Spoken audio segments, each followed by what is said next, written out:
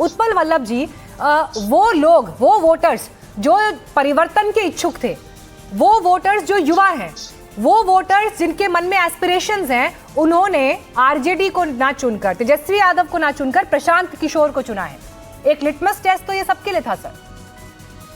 नहीं देखिए, मैं तो पहले ही कह चुका हूं कि हमें बहुत अफसोस है कि मैं पाटलिपुत्र, ये बांकीपुर सीट जो है वहां कभी अपना जीत दर्ज नहीं कराए। आज ही नहीं, 1995 में जब झारखंड भी बिहार का हिस्सा हुआ करता था और सबसे अंतिम सरकार, अंतिम जो बिहार की सरकार है पूर्ण बहुमत की, वो आदरणीय लालू प्रसाद यादव जी के नेतृत्व में बनी थी 1995 में। उस समय भी बांकीपुर की सीट हमारे खाते में नहीं आई थी। इसका अफसोस हमें है उन दिनों से लेकर आज तक है। लेकिन बांकीपुर की जब इस तरह के बदलाव होते हैं, इसका संकेत पूरे राष्ट्रीय स्तर पर आप बड़ा खुलकर इस बात को एक्सेप्ट तो कर रहे हैं उत्पल वल्लभ जी, लेकिन क्या आपकी बात आपकी पार्टी के भीतर सुनी जा रही है? क्या आप जितना खुलकर इस बात को एक्सेप्ट कर रहे हैं, क्या पार्टी के भीतर ये व्यू पॉइंट, ये विचार रजिस्टर किया जा रहा है?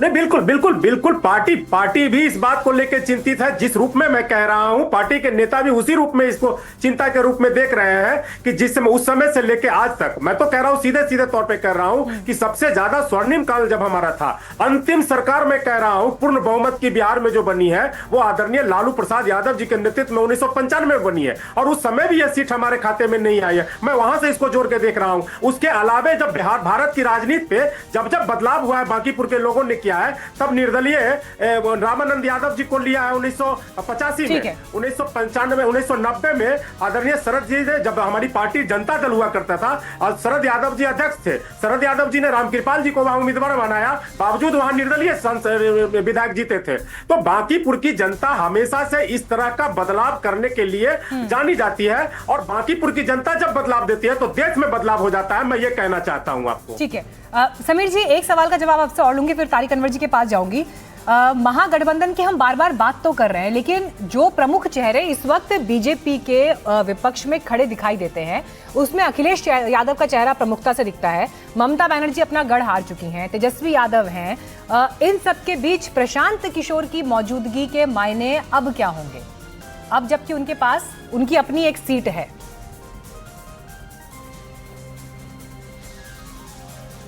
निश्चित रूप से मुझे लगता है कि उनकी जीत के साथ उनका कद दिल्ली में भी बढ़ेगा, और वो भविष्य की राजनीति के लिए अपने आप को, मुझे लगता है, वो तैयार करेंगे।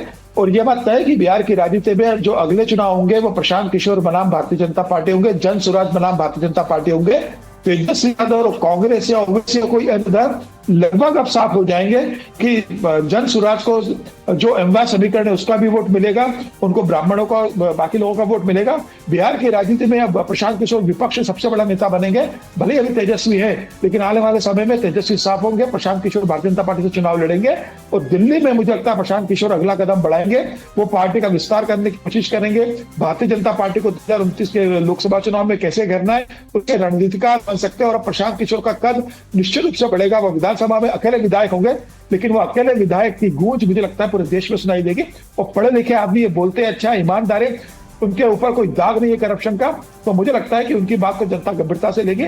आने वाले दिनों में प्रशांत किशोर अपनी जीत को बिहार के बाहर कैसे लेकर जाते हैं, बिहार में कैसे लेकर जाते हैं, क्या आने वाले समय में आरजेडी, कांग्रेस के कई तमाम बड़े नेता प्रशांत किशोर के जन स्वराज से जुड़ते हैं, यह देखने वाली बात होगी। फिलहाल मुझे लगता है कि जो पिछले साल विधानसभा चुनाव में जो बुरी प्रशांत किशोर की हुई थी, जब उन्होंने कहा था या तो जन स्वराज फर्श पर रहेगी या अर्श पर रहेगी, तो उस समय वो फर्श पर रही थी।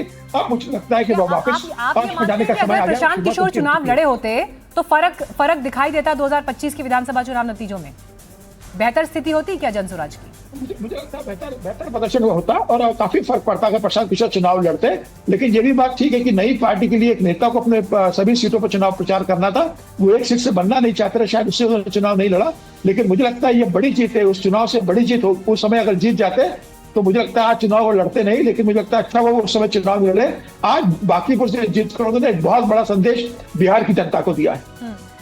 कुंतल कृष्ण जी, बीजेपी अमूमन 24x365 की पॉलिटिक्स के लिए, इलेक्शन मशीनरी के लिए जानी जाती है, और ऐसे में अपने ओपोनेंट्स को भी हल्के में ना लेना या अति आत्मविश्वास में ना लेना उतना ही इम्पोर्टेंट हो जाता है। मैंने जिन बड़े लोगों के नाम लिए, अखिलेश यादव हैं, तेजस्वी यादव हैं, ममता बनर्जी, चलिए वो तो चुनाव हार गई। ऐसे में प्रशांत किशोर का ये उभरना, वो भी जो गढ़ था नितिन नबीन जी का, वहां से उनका उभरना, ये बीजेपी के लिए कितना बड़ा सेटबैक है? मीनाक्षी जी, एक बड़ी महत्वपूर्ण बात आपने कही। नितिन नवीन जी जब चुनाव लड़ रहे थे तो भारतीय जनता पार्टी को लगभग 1 लाख वोट आए थे। ये हमारे लिए एक बड़ा इंट्रोस्पेक्शन का पॉइंट है। और जहां तक बटरफ्लाई इफेक्ट की बात है, with all due regards to Sameer ji और हमारे कांग्रेस के साथी और आपके मैनेजिंग एडिटर साहब, बिहार में ही एक और एग्जांपल मैं आपको बता देता हूं। I am not correlating anything, मैं किसी चीज को कोरिलेट नहीं कर रहा हूं, पर कुछ दिन पहले तो पूर्णिया से पप्पू यादव जी चुनाव जीत गए थे। उनकी अपनी पार्टी थी, उसके बाद उनकी पार्टी का भी विलय हो गया। तो बटरफ्लाई इफेक्ट होगा या नहीं होगा ये तो भविष्य तय करेगा, परंतु हाँ, आज के दिन के लिए जनसुराज और प्रशांत किशोर को बधाई। ठीक है, क्या समीर जी क्या कह रहे हैं, जरा प्रशांत रिपीट किशोर जी करिएगा। और जनसुराज को बधाई। एक सेकंड, समीर जी कुछ कहना चाह रहे हैं, हाँ बोलिएगा सर। जी, कुंतल गुप्ता जी से कह रहा हूँ कि पप्पू यादव और प्रशांत किशोर की आप तुलना मत कीजिए राजनीति के अंदर, दोनों में फर्क है। ठीक है, ठीक है। तारिक अनवर जी, समीर जी, तारिक अनवर जी, हम देखेंगे इस चलिए, चीज को। देखिए हम सब ये बात तो कर रहे हैं कि जीत बड़ी है। विपक्ष अगर रहेगा तो हमें खुशी होगी। ठीक है तारिक अनवर जी, अगर हम सब ये credible बात कर विपक्ष रहे हैं कि रहेगा तो ये हमें जन खुशी स्वराज होगी। के लिए एक बड़ा मोमेंट है, प्रशांत किशोर के लिए उनकी पॉलिटिकल लाइफ का भी एक बड़ा माइलस्टोन है। पहला चुनाव जब आप सीधे जनता के बीच जाके लड़े, उसे जीते, अब आप विधानसभा में अपनी मौजूदगी दर्ज कराएंगे, लेकिन एक सीट के आधार पर, क्योंकि आपका पूरा इलेक्शन कैंपेन बीजेपी के खिलाफ था प्राइमरीली, परिवारवाद, आरजेडी और महागठबंधन की पार्टियों पर आप लोग निशाना साधते रहे, वो भी फिर एक अलग बात है, लेकिन सिर्फ एक सीट की जीत क्या बदल देगी राजनीतिक परिप्रेक्ष्य में? देखिए मीनाक्षी जी, जनता 2 तरह के लोगों को पसंद करती है, एक जो बहादुर होता है और दूसरा जो संघर्ष करता है। और प्रशांत किशोर जी में ये दोनों एट्रीब्यूट्स हैं। वो संघर्ष पिछले 4 साल से कर रहे हैं। 2025 में लोगों को लगा कि पता नहीं प्रशांत किशोर जी रहेंगे नहीं रहेंगे, क्या होगा, इसलिए उस कंफ्यूजन में लोगों ने हो सकता है कि समर्थन न दिया हो। लेकिन चुनाव हारने के बाद जो 4 महीने 5 महीने गुजरे, प्रशांत किशोर जी लगातार बिहार में रहे और हर मुद्दे को बहुत ही मुखरता के साथ उठाते रहे। एक बात। दूसरी बात ये कि जो भी मुद्दे प्रशांत किशोर जी ने उठाए हैं वो बहुत ही निडरता के साथ और साहस के साथ उन्होंने सामना किया। वो मुख्यमंत्री का सामना करना हो या प्रशासन का सामना करना हो, तो बिहार की जनता 2 तरह के लोगों को सवाल पसंद पूछ रही हूँ करती आपसे है। और प्रशांत तारिक जी, एक हाइपोथेटिकल सवाल है, क्योंकि बीते 35 साल में तो बिहार में कोई पार्टी अपने दम पर फुल फ्लेज सरकार बना नहीं पाई, सभी को सहयोगियों की जरूरत पड़ी। अगर कल को जन सुराज ऐसी भूमिका में आ जाती है, आगे का सवाल है, लेकिन अगर ऐसी भूमिका में आ जाती है तो कौन होगी आपकी स्वाभाविक चॉइस, कौन होंगे आपके स्वाभाविक सहयोगी? देखिए, राजनीति में भविष्य में क्या होगा नहीं होगा वो आप खुद जानती हैं, लेकिन सवाल यह है कि हम जिस मुद्दे के साथ आए हैं, बिहार के जिन मुद्दों को हम लोग रेज कर रहे हैं, उन मुद्दों पर जो लोग भी अगर कॉमन कंसेंसस बनाएंगे तो फिर बात की जाएगी। लेकिन फिलहाल आप इन सब चीजों से एनडीए के नजदीक खुद को ज्यादा पाते हैं या महागठबंधन के नजदीक ज्यादा पाते हैं? मैं तो और खुलकर पूछ रही हूं। बिल्कुल नहीं, एंटी एस्टेब्लिशमेंट वाली बात है। यहाँ पर हम लोग जिस तरीके से राम मनोहर लोहिया जी का उदाहरण दे रहे थे अभी समीर जी, बिल्कुल आप वही मानकर चलिए कि जो एस्टेब्लिशमेंट है हम उसके खिलाफ खड़े हैं।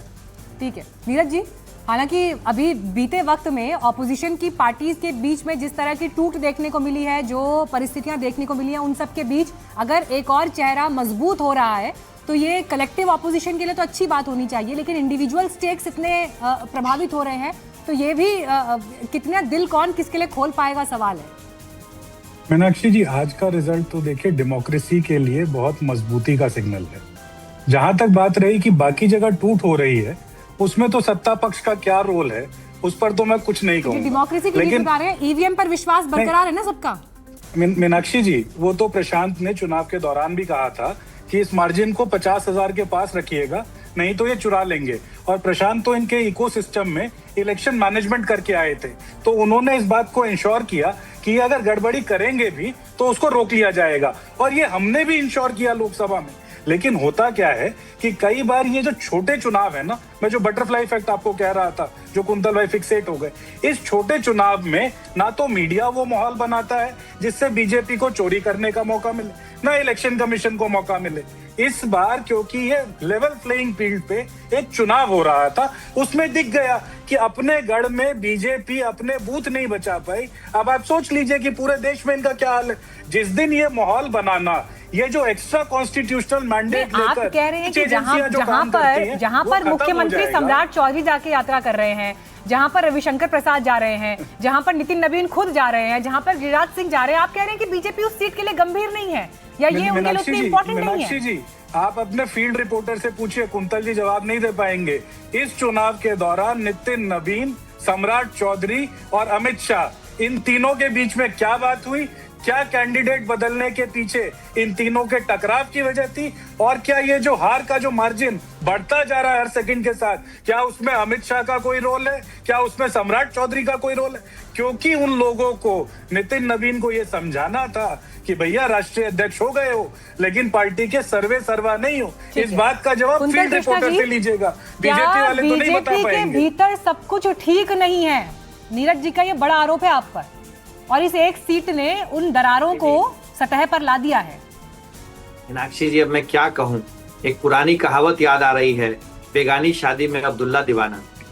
आज का दिन भाई जनसुराज और प्रशांत किशोर को बधाई है मेरी, लेकिन अब इन चुनावों के बीच में क्या हो रहा है क्या नहीं हो रहा है ये हमें तो नहीं पता है, ना आपके फील्ड रिपोर्टर को पता है, नीरज जी को पता है। अब राहुल मीनाक्षी जी, गांधी इनके तो हो पेज सकता है के नीरज ऊपर जी की को बात फोन है तो करके ये तो बता नहीं दिया बता हो। पाएंगे, पर आप इसकी ऑन ग्राउंड जरूर इन्वेस्टिगेशन कराइए, आपको पता चल जाएगा। ठीक है, हमारे साथ सीनियर जर्नलिस्ट समीर चौगांवकर जी भी हैं। समीर जी, सब कुछ ठीक नहीं था क्या इस सीट में टिकट बंटवारे को लेकर? नीरज जी ने तो 4-5 नाम गिनवा दिए, कहा इसकी चली उसकी नहीं चली, फिर इसको लेकर क्या कंफ्यूजन था? वरना 12,809 वोटों से अगर प्रशांत किशोर आगे चल रहे हैं, वो भी पारंपरिक रूप से जो बीजेपी का गढ़ है उस सीट पर, तो कुछ तो गड़बड़ हुई है।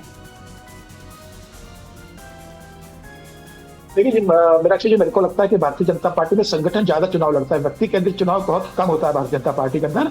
संगठन जिस व्यक्ति को टिकट देता है, पूरी पार्टी उसके पीछे चुनाव लड़ने के लिए खड़ी हो जाती है। भारतीय जनता पार्टी का चुनाव लड़ने की तरीका रहा है, लेकिन चूंकि भारतीय जनता पार्टी के राष्ट्रीय अध्यक्ष नितिन नवीन की विधानसभा सीट की है, तो उन्हें करना था वहां से कौन चुनाव लड़ेगा। लेकिन ये भी एक बड़ा चर्चा का विषय रहा कि अभिषेक बंटी को आप टिकट दे देते हैं और उसके बाद में वो टिकट विड्रॉ होता है, तो ऐसा क्या कारण था? ये कहा गया कि उनके पिता का भाई चारा घोटाले में नाम था, तो ये क्या टिकट देने के पहले पार्टी को नहीं पता था कि उनके पिता के इस तरीके से? तो क्या उनकी ये आरोप जानते हुए भी उनको टिकट दिया गया? फिर पार्टी में वो कौन था जिसने इसका विरोध किया, ऊपर तक बात पहुंचाई, वो टिकट बदलवाया? तो मुझे लगता है कुछ हुआ होगा पार्टी के अंदर। लेकिन एक बार जिस कैंडिडेट को टिकट मिल जाता है, पार्टी उसके साथ मुझे लगता है कंधे से कंधा मिलकर चुनाव लड़ती है। ये पार्टी की मुझे लगता है हार है, लेकिन प्रशांत किशोर के सामने रहने के बाद आप नीरज जैसे व्यक्ति को टिकट देंगे, तो मुझे लगता है कि फिर जीत की उम्मीद नहीं करना चाहिए, क्योंकि भले ही वहां पर राष्ट्रीय अध्यक्ष सोचे कि भाई वहां से वो इतने लंबे समय विधायक रहे, वो जिसको टिकट दे देंगे वो जीत जाएंगे। बड़े मैसेज थे जिनको हम भी डिकोड करने की कोशिश कर रहे थे आज टीम का तर्कश में। थैंक यू सो मच आप सभी का इस चर्चा में जुड़ने के लिए। लेकिन जिंदगी का फलसफा है उगते सूरज को सलाम, और प्रशांत किशोर ने अपनी जो दमदार मौजूदगी बांकीपुर सीट पर दिखाई और उसका जो नतीजा अब बदलता हुआ दिखाई दे रहा है, ये बिहार और देश के राजनीति में क्या परिवर्तन लाएगा, वो आज का मील का पत्थर साबित करेगा, इसमें कहीं कोई दो राय नहीं है। वक्त हमारे एक ब्रेक का है, इस खबर पर अपडेट्स आपको आगे भी हम देते रहेंगे। देखते रहिए एनडीटीवी मीडिया।